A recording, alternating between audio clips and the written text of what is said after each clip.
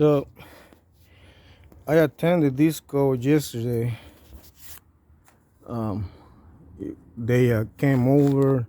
They did all kinds of crazy things, but I see how it's sag.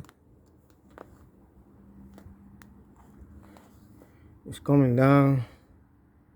It's not properly level, and it's cutting off the furnace. You can see it better from here.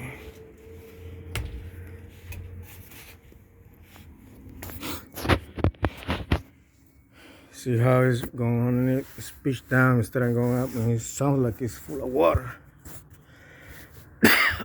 But they're gonna cut them off and then fix it.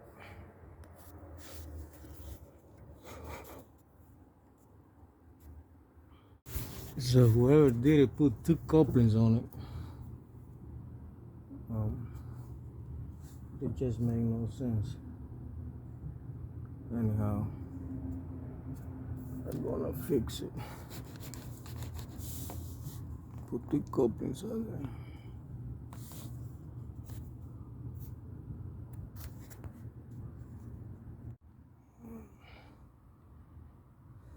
So strap pitching down, and then it's fixed.